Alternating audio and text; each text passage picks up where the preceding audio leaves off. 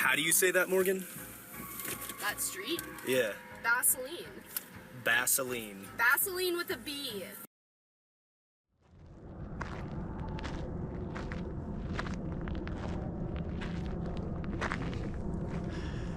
Welcome to another American straight line adventure.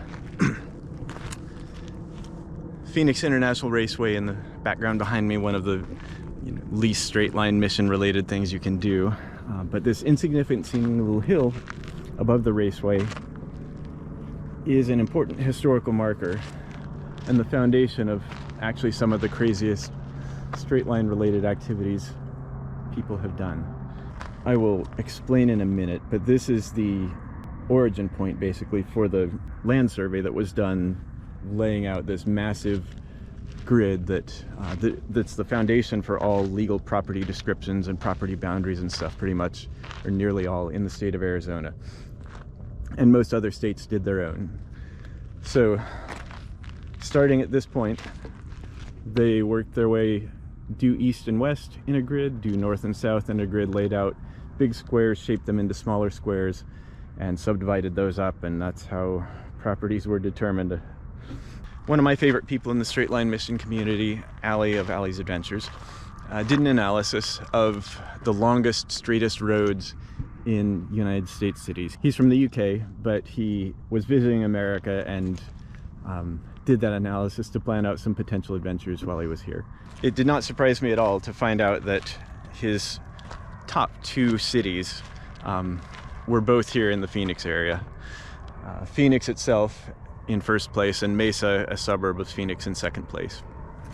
And the road that is the longest, straightest road in an American city is Baseline Road, which is referring to the baseline that the surveyors used starting at this point. So the road that we're centered on off to the east there, that's Baseline Road, and the paved portion of it's about 43 miles long, crosses several cities. It bends just a tiny little bit. I mean, they were working without GPS, without radios, with nothing but a compass and some ordinary equipment, and they did a pretty good job, all things considered. So well, I'm not going to walk it. I am going to bike it, hopefully tomorrow, if not tomorrow, within the near future. Unfortunately, I have to bike it both ways because of some logistics issues. So it'll be a potentially 86-mile bike ride if I don't give up and take the bus on the way back. And unfortunately, I do have to admit, or predict, it might be, and I hope it is, honestly, the most boring straight line mission I ever do. It should be nothing but a showcase for some of the worst urban sprawl in the country, and by virtue of that, maybe the world.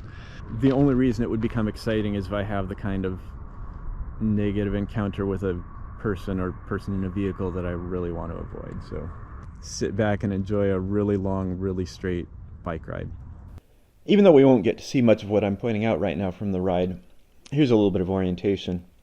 I'm standing on a hill near the far southwest corner of the Phoenix metro area, facing east towards South Phoenix. It's pretty crazy to have a city this large in the desert, but two major things allowed it to happen. First, several major rivers came together here before they were all dammed and regulated in the past. And second, air conditioning was invented. Phoenix's population is about 20 times now what it was in the pre-AC days. So the main landmarks visible from here are Piestewo Peak, a mountain in a popular midtown desert park, the McDowell Mountains in a preserve owned by Scottsdale and the largest city-owned preserve in the world, Camelback Mountain, another very well-known midtown steep dramatic peak, a distant mountain range behind downtown Phoenix out in a national forest, Papago Buttes at the north end of the suburb of Tempe, which I'll also cross, the Superstition Mountains, where I did a trial perfect circle mission around a small pointy desert peak and had a really bad time. Videos on the channel. Baseline itself, which ends nearly at the Superstition Mountains, and then South Mountain, the largest city-owned park in the world, and where I did another straight line mission crossing it twice in a day. Baseline avoids all of these. Even though downtown Phoenix is at least a little bit built up and dense, it's still not what you'd expect for a city of this size, which is just another symptom of what happens when a city is relatively young and is built without much constraining its size and sprawl. There was almost no incentive during early city planning to use space efficiently. And even now it's for some reason considered more normal to just keep bulldozing out into the desert than to change land use patterns or long-term plans to use space more efficiently within the city's existing envelope. The larger mountains to the east are certainly a barrier, but not much stop development from constantly spreading to the north, west, and south, to a degree anyway. The overall metro area itself is huge, shown here with Luxembourg for size. And that lack of physical boundaries is why Baseline has the sort of cultural character it does, as you'll see once I'm on it.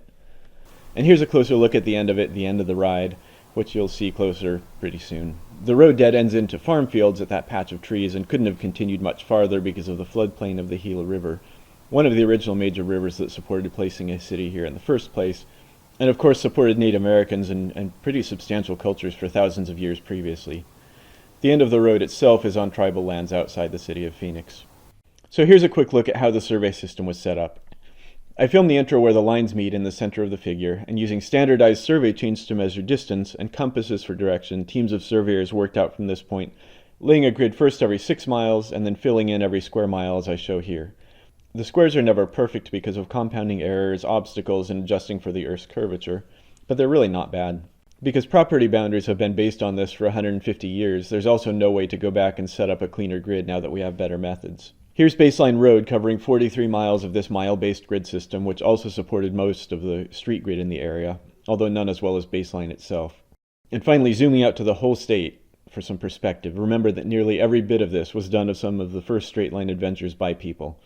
They had to use other methods when crossing impassable features like the Grand Canyon, and forests were a bit of a challenge, but people pretty much laid out this grid manually and on foot. And before I get going, a quick look at the ride itself. The elevation's basically flattish the whole way. 1,000 feet of descent spread over 43 miles isn't much. The climb up to the start looks like I'd have to work for it, but it was really barely noticeable that morning with a bit of a tailwind. The only potential obstacles to fear on the entire ride are vehicles and possibly getting yelled at for riding on the sidewalk, which I thought was necessary for safety, but I didn't expect that to happen. And one final comment before we get going. Please don't judge me or my videos based on this mission in particular. While I won't overstate their quality, the other few missions on the channel, including the local ones I mentioned here and the incomplete Alaska mission I'll be redoing this summer, are at least something I had fun with and care about. So try them if you're interested. This video is really just because a notable person in the community found that it was a notable mission and I happened to be right here. After I think about an hour and 45 minutes, I had covered 23 miles from where I parked to get to the start of the mission, nearly at the base of the Superstition Mountains that were barely visible in the intro. After a quick snack in the shade, I was ready to turn around and head off. The road will probably continue through there someday, but this is the far east end of Baseline Road, which, as I showed in the intro, was found by Allie from Allie's Adventures to be the longest, straightest road through an American city. Or actually 2 American cities, Phoenix and Mesa. So I'm out here today to bike the whole length of it. Basically, I started in the middle, which is fairly close to my house. Biked out here doing the east half. Now I'm going to do a continuous run of the entire 43-mile road to the far west end, then hopefully turn around and make it back to my car and not have to call some friends to drive a very long distance to come save me. It's an awfully long bike ride though. With a quick GoPro mount and then a quick adjustment to that, the pedaling was set to recommence. We are recording. Okay, so a little bit about the goals of this bike ride. As I explained in the intro, this road was, it's basically built on top of a line created by land surveyors a long time ago. And while it's a pretty straight road, it's not a perfectly straight road from a straight line mission perspective, where, you know, the goal is to deviate from the straight line as little as possible, under 25 meters for platinum, under 50 meters for gold, and so on. Allie's analysis found that you should be able to go through Phoenix itself and Mesa itself as a platinum run without deviating more than 25 meters. However, when you put the whole line together as one continuous segment, it actually bends to the south a little bit in Mesa and to the north a little bit in Phoenix. So the entire 43-mile thing is probably going to end up in the gold category. I think it's going to be around 35 or 40 meters of deviation from my pre-trip checks. I can clip out parts of the line to, you know, see how straight I did just through Phoenix or just through Mesa, except that's only going to work for Phoenix, because part of the road in Mesa, the road itself is the city limits, and on the south side of the road is the city of Gilbert instead. And since the line bends south there, actually I'm gonna have to cross over and ride on the south side of the road in part of Gilbert, even though Mesa is just across the street. So I'm really treating this as just one big long road straight line adventure. See what I can do within city limits is a matter of curiosity, but that's not really the goal. And finally, I'm not going to do anything extra other than crossing the road in that one segment. Nothing extra to try and deal with the built-in deviations of the road.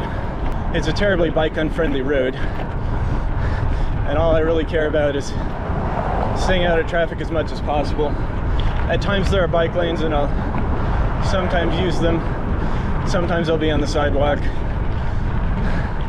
Sometimes probably off on the shoulder in the gravel.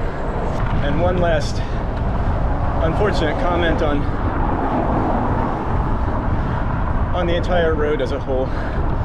Just because of how development grew around the road, Baseline is actually a really boring road.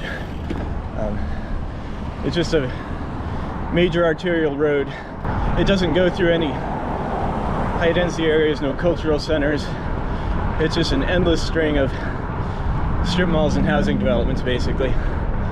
So there will not be much to see, not much to talk about as far as points of local interest.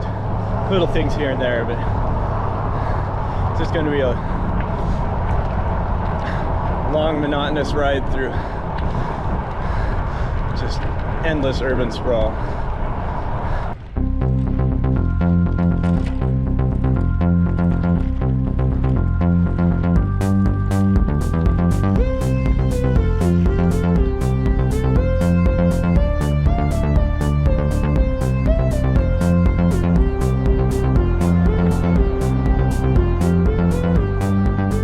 The beginning of the road and ride was well beyond Mesa, in a smaller town, Apache Junction, with a much more rural atmosphere. Even this town is built mostly north of Baseline Road itself, though, and the beginning of the ride only went past a couple of ever-spreading housing developments, scrapyards, waste transfer stations, and city facilities. On this Saturday morning, and far from the busiest part of the city, traffic was pretty light out here, which was fortunate, with no bike lane and only a single traffic lane in each direction. However, most traffic out here also probably hardly ever has to share the road with a bike, and through the entire ride I never really felt like I could trust any of the drivers around me. Finally, the first hint of a bike lane for mere seconds before it was back to hovering on the edge of the pavement, ready to bail off into the gravel of the vehicle soon threatening. Constantly watching over my shoulder as well, a reason I never put the camera on the helmet. Short-lived bike lanes will be a recurring theme of the ride, although at least once I'm further in town, sidewalks will be an option. Not out here though, and not at the far west end of the ride, which is just as well.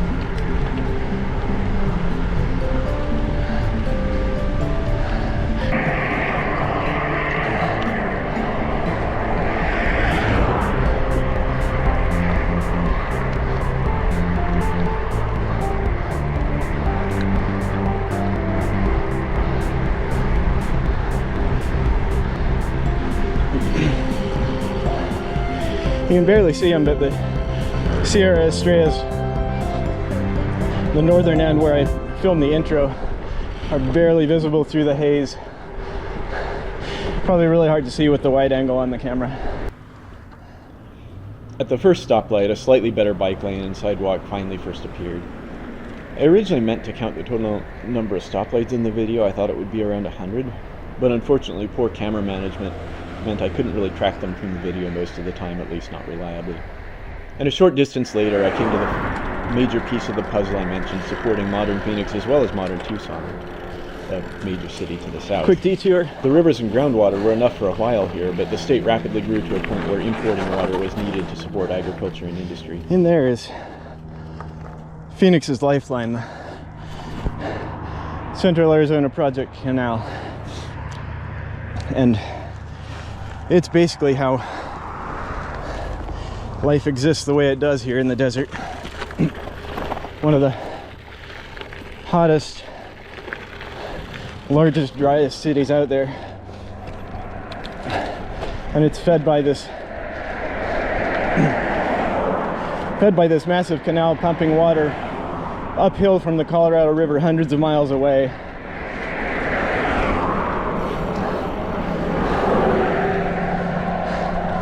Water that's fallen as rain in Wyoming, Colorado, and Utah, rain or snow.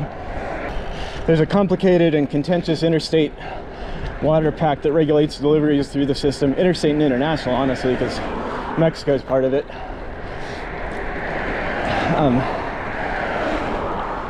But with climate change and long-term drought in the region, basically that interstate pact was built on a fantasy.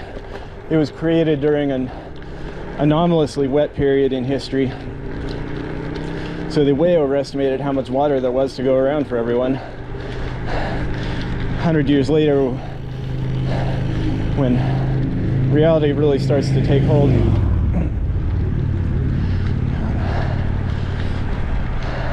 water rights and water politics are some of the bigger issues in the region, and just absolutely shape the long-term future of the city, the state, and the region. Unfortunately, I'll show this perfect example of my lack of attention to the camera at first and not realizing it kept angling downward over time on the chest mount. A lot of near shoegazing moments were recorded and obviously aren't going to make the final cut here. Finally, it really started to feel like I was getting back into an urban area with wider roads, commercial areas, and the inevitable increase in traffic. At least now they had room to pass me though, and I had a better bike lane or sidewalk option. Regardless of the final stoplight count, I'll be spending a lot of time in total sitting at the lights waiting for my turn.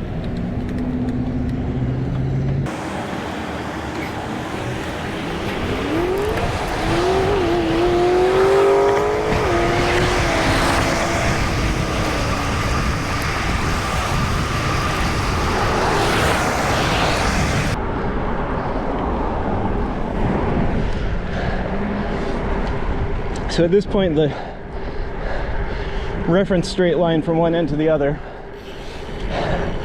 flips so that it's closer to the south side of the road than the north. So for the next few miles, I'll just ride on the south sidewalk.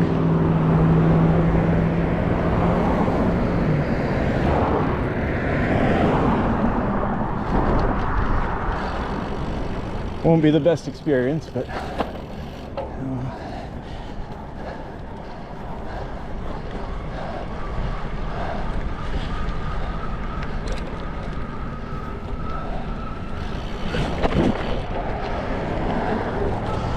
normally all I do is mountain bike,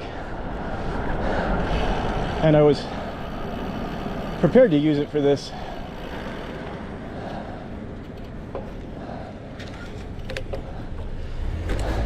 I was prepared to use the mountain bike for this, knowing that I was going to have to do this, you know, hopping on and off sidewalks and cutting through gravel beds and things. But I also needed to take my bike in for maintenance, so just rented a road bike to make most of the ride easier, and this little segment a little worse. It's not exactly a road bike, it's set up as a gravel bike with slightly wider tires than a road bike. But knowing I'd still have some rough spots, I kind of needed that.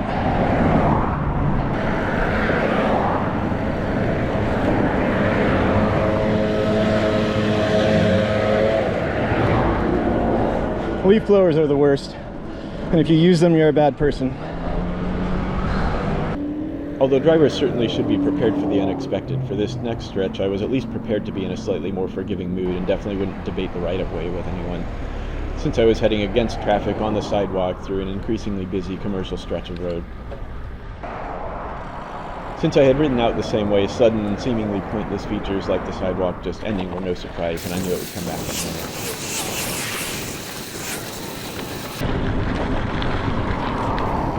minute. Not quite 20% of the way through the ride, I crossed the first major highway, part of a major commuter loop around the East Valley.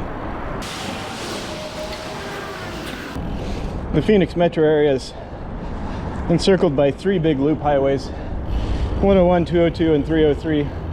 I think we crossed all of them, maybe not 303, I can't remember.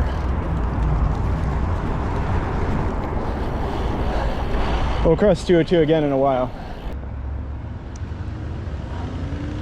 Although the entire day I hardly saw anyone that seemed to be out on a bike on this road for fun, although there were some on some cross streets. A few residents were risking the traffic for one reason or another. And with 8 miles left to go on the south side of the road, I had this to say. I think only another 1 or 2 miles and I'll switch sides again.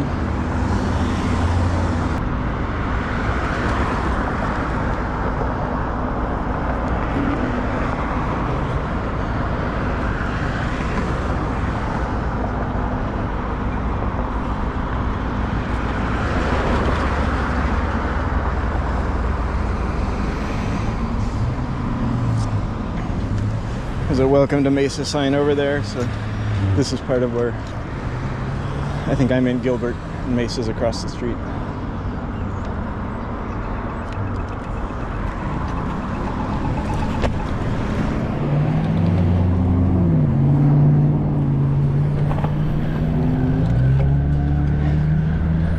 To be fair, Allie made it clear he wasn't super worried about just some of the weird city limits things. Like there's little squares of Gilbert that jut into Mesa and probably vice versa.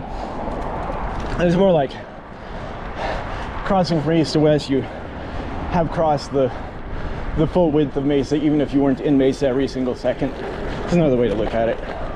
I pointed out in some of my other videos that I'm a biologist by profession, and I'm really only interested in doing these sorts of things in natural areas that I can appreciate and feel inspired by.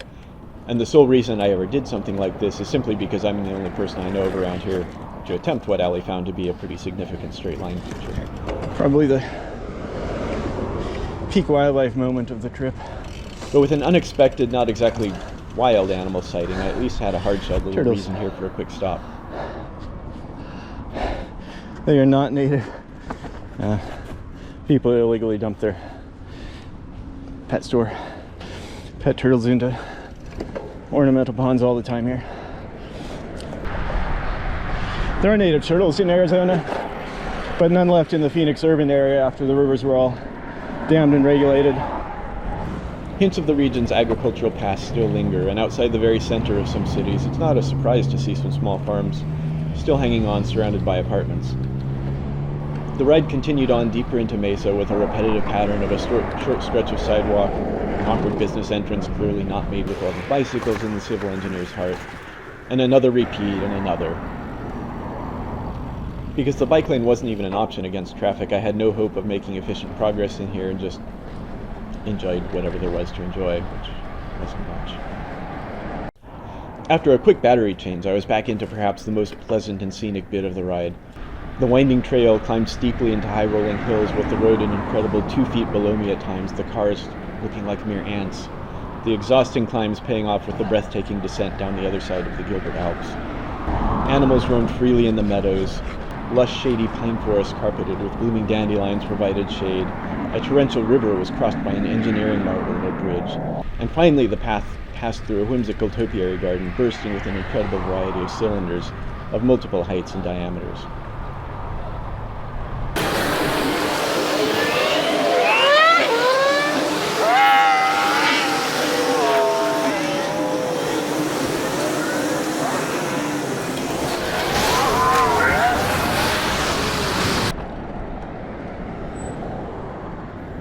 A very typical one of the interactions I tended to have along here. Again, I was feeling a little forgiving, but so many drivers were just completely blind to things. The last vestige of farmland for a long time, this mid-city recreational farm, petting zoo, pumpkin patch, corn maze, and whatever else goes on there is probably a fun family destination, but probably also during the pleasant half of the year and not at all during the midsummer hellscape that feels like it's never very far off.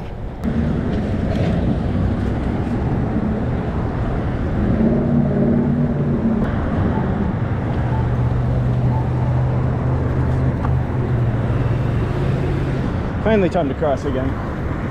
Much further than I thought it was.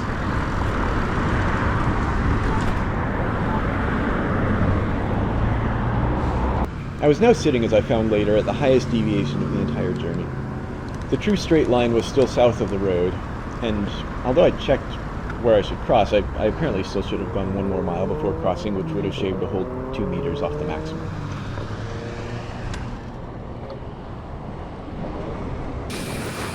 Despite being mid-city with a presumably higher population to benefit, the infrastructure retained its bike-unfriendly nature. Short-lived bike lanes, barriers built around parking lot entrances, rough railroad crossings with SLMs around the guards, and of course the constant stream of traffic. As I finally got nearer to my starting point where lunch was waiting in the car, the road was lined with long stretches of featureless identical sound walls for the miles of featureless identical subdivisions on the other side. Especially because I haven't done as much bike riding lately because my bike needed some maintenance.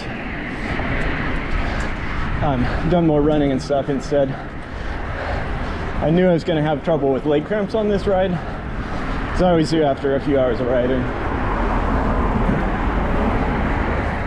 I've had kind of one little cramp up so far when I stopped weird. It's like I can pedal forever, but if I do one thing weird with my leg or like jar it when I come to a stop, it'll cramp up. So not too far from my lunch break. Give them a rest, get some more salt and stuff. I'll probably be fine to finish.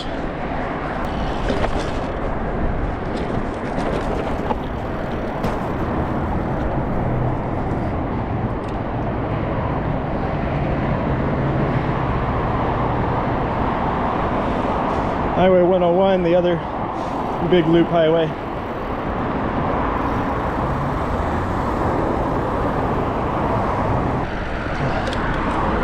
Lunchtime. 46 miles done, 40 to go. Yeah, my moving average on the way to the far end was about 16 miles an hour, and it's 15 now, so I've averaged a couple miles slower on the way back. Kind of weird because it was uphill actually on the way to the far end, but there was a bit of a headwind on the way back and I wasn't just fresh anymore, so understandable that I slowed down.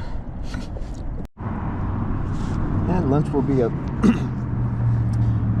lovely tofurkey and provolone sandwich, some pretzels and caramel, salt and vinegar potato chips. Should be an okay meal. I've definitely learned my lesson about things not to eat on long bike rides. Like cold pizza is a terrible mistake in the middle of a heat ride.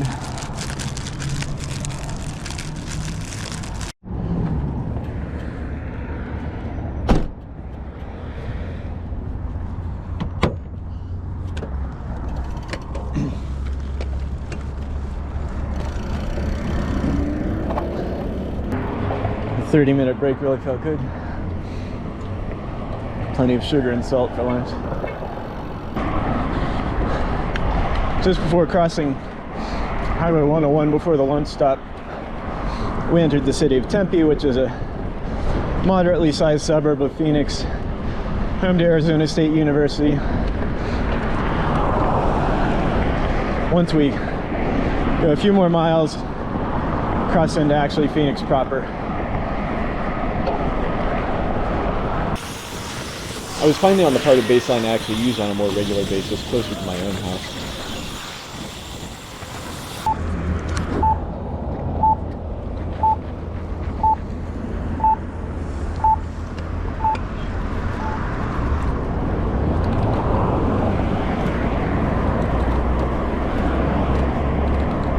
Mill Avenue here goes up to ASU, the campus, and also the downtown Tempe district.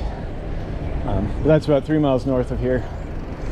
I forgot to mention downtown Mesa, but it was also about 3 miles north of one of the cross streets a while back. And we won't go near downtown Phoenix either.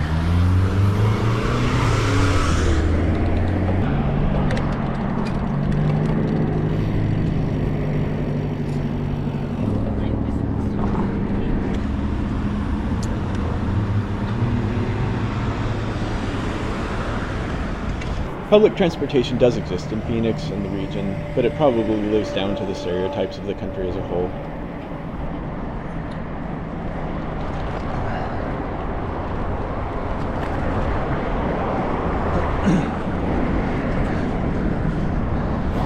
Really reaching for points of interest on the right through all of that stuff is Arizona Mills, what used to be kind of probably the biggest local major mall. Like most malls in America, it's not doing so well now. It does still have one of the original proper true IMAX theaters in it, so whenever there's a big showcase IMAX movie, it just sells out forever. But the other point of interest right here, as soon as we cross past that light, will be at the very widest point of Baseline Road, where it spreads out into the turn lanes right there. It's 5 lanes going west, 6 lanes going east, 11 lanes total.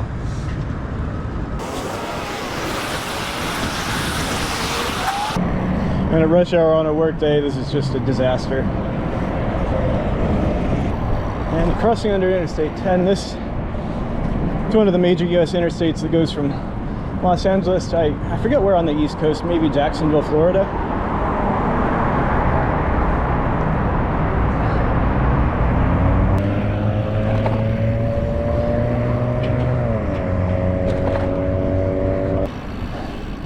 Even if there were a bike lane here, this isn't a stretch of road where I'd really want to use it.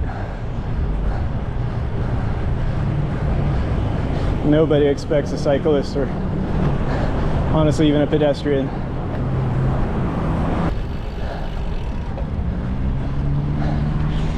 this is 48th Street and it's the city limits of Phoenix.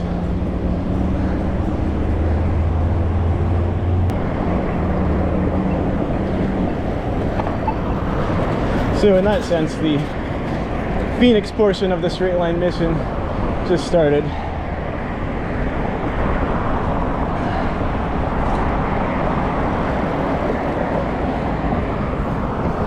From now on, there's a perfectly sensible road numbering system. 8 roads per mile, 8 streets per mile. 48th Street is going to count down to Central in 6 miles. Then once we cross Central, the avenues start counting upwards again. Except instead of the miles being on the 8s, they're on the 7s. So we're now even with part of South Mountain Park. One of my trailheads I often use is right over there. This is the biggest hill climb on the whole road. A reminder that this is the first week of January, and the ride probably has shown a bit of why so many people spend the winters here. Yeah, so now there's a bike lane, but the speed limit's 45 miles an hour, and most people go over 50, often 60. So I'm not going in that bike lane.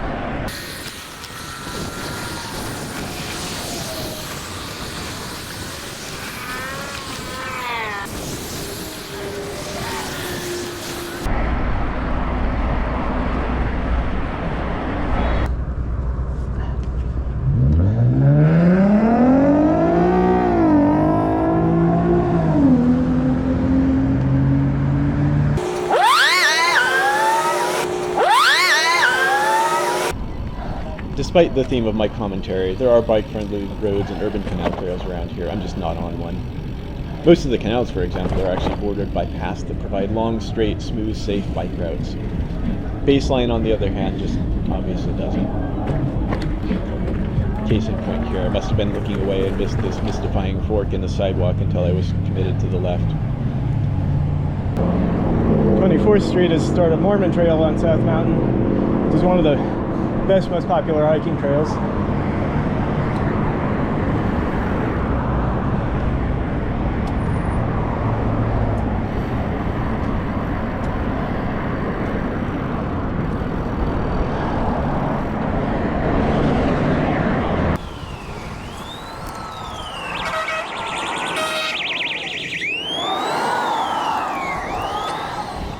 I never did see any signs of the emergency here, but it was a Tempe fire truck in Phoenix for some reason, so...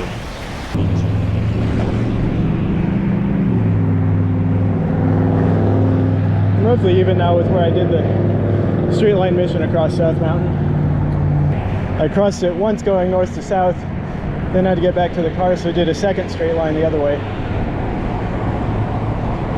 So that's actually 2 superlative straight line missions that I've been able to do in the Phoenix area. One is the longest, straightest North American, or longest, straightest US city road, and the other is straight line across the world's largest city park. Baseline doesn't really cross any of the wealthiest neighborhoods in the region by any means, but much of south central Phoenix certainly is in a lower income bracket than much of the ride earlier in Mesa, Gilbert, and Tempe. And that comes with the unfortunate reality of worse infrastructure that I could expect to continue most of the ride.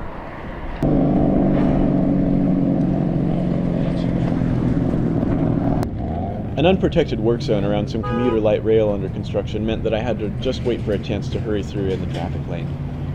I wasn't sure which side of the road the true straight line was on here, and I didn't want to go too far in either direction to a safer crossing. I will spoil a part of the result though. It turns out the true line was to my right, actually on the far side of a restaurant, and the deviation into traffic in this spot was about 28 meters. I had already failed at platinum finish hours earlier in Mesa. I never expected it anyway, although I wouldn't know for sure until I was home and could measure.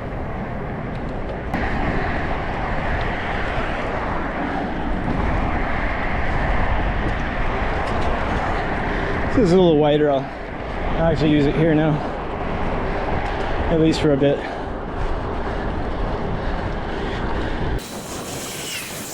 After Central Avenue for the next few miles, traffic tended to lighten up. Land use got even less dense, and bits of farmland finally began to show up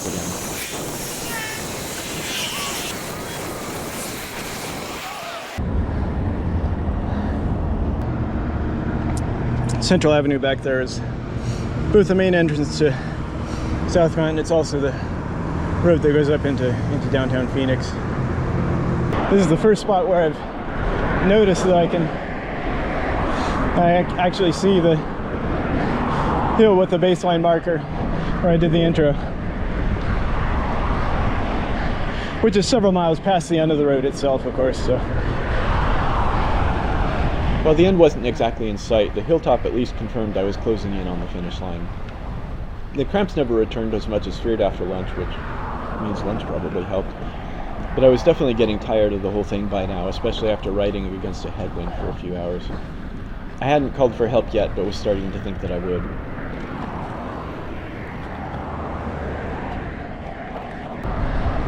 I'm not sure. I think it's around here somewhere. Is the area where the true straight line, like baseline bends south around here. So the true straight line's actually off in the neighborhood to the right. Again, not very far. And it's still impressive for a no GPS straight line. But that's part of what messes with my potential score on this.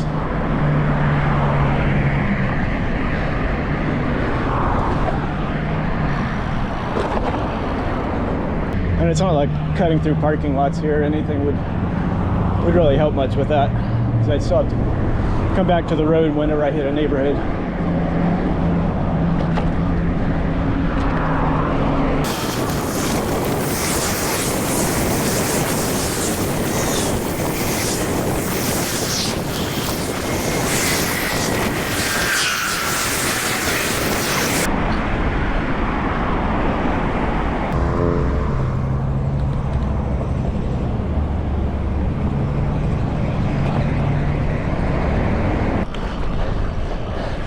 This weird school thing was visible from the high point at the intro.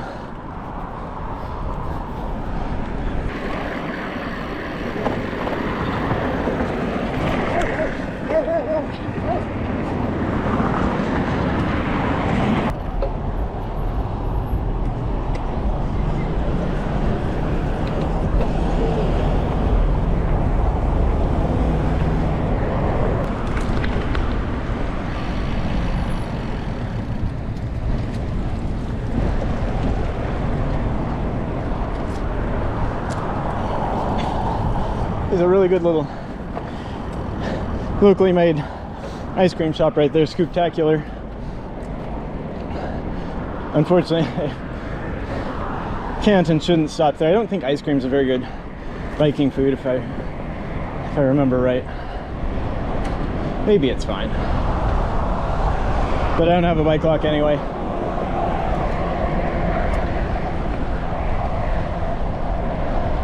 One last highway crossing, a final few commuter neighborhoods at the edge of town, and I was about to leave the city of Phoenix proper.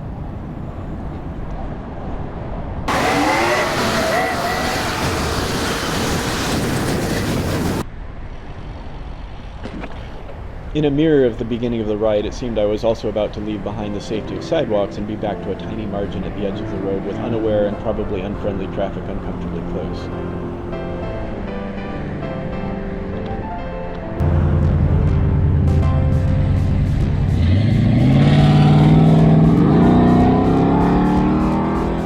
Then an unexpected bike lane showed up, but then it ended just as fast, followed by a sidewalk that was equally short-lived.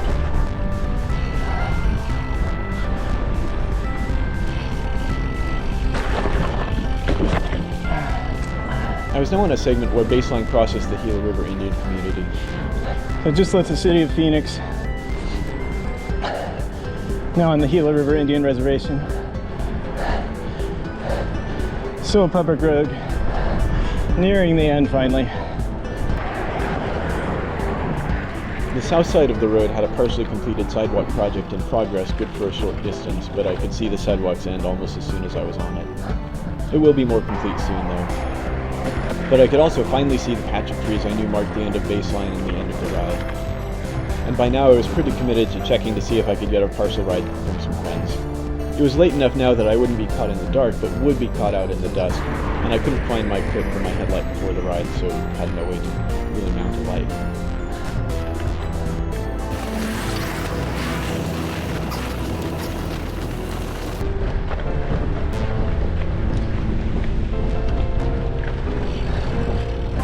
It is just after New Year's, there's fireworks trash everywhere there.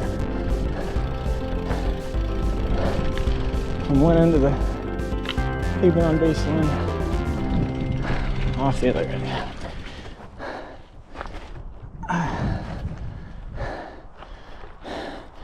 The road turns into a bit of a farm road here, and then it actually couldn't continue because it would drop into the Gila River floodplain and then hit the mountain on the other side. So it may be extended to the east in the future with housing developments, but probably never this way. I'm gonna take a little break and really hope the wind is helpful on the way back because it was getting worse by the time I got here.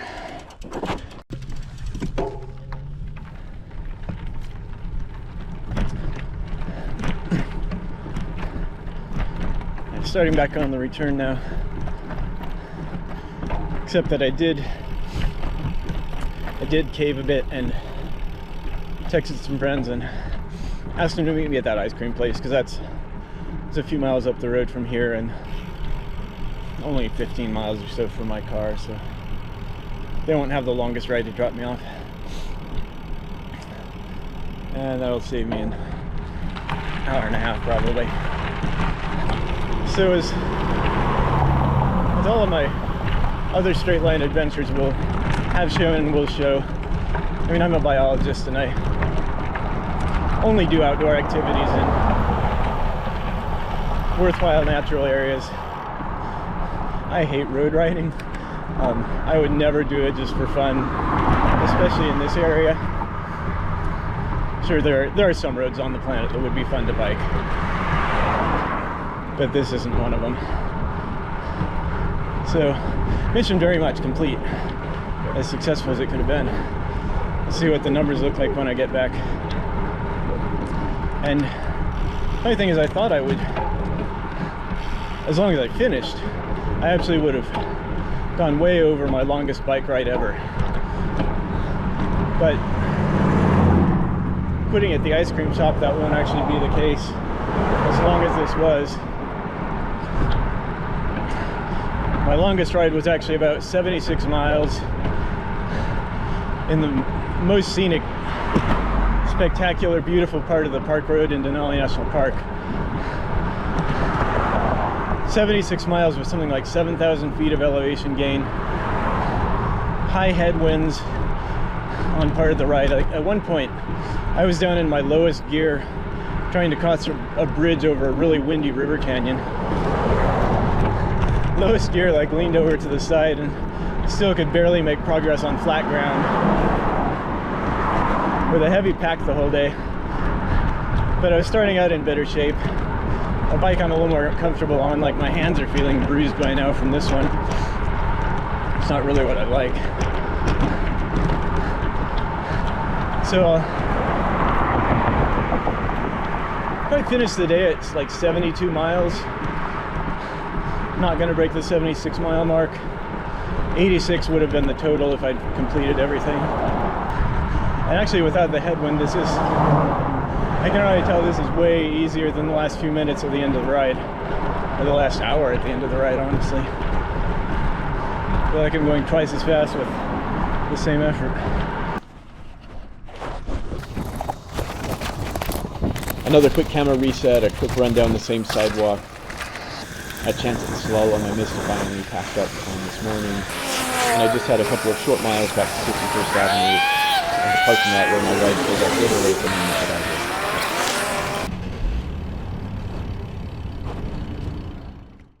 And here are the final results. Since this mission wasn't so much a test of my own abilities to navigate a straight line, as much as a creditable reflection on the survey team from 150 years ago that did this with a chain and a compass, it was a result I was pretty happy with. My only concession to try and keep the line straight was to travel on the south side for a distance, which I suspect kept me in the gold zone as opposed to silver. There was no hope of maintaining platinum over this great of a distance in any scenario on this road, since the line wandered more than 25 meters into private residences for several miles at a time sometimes.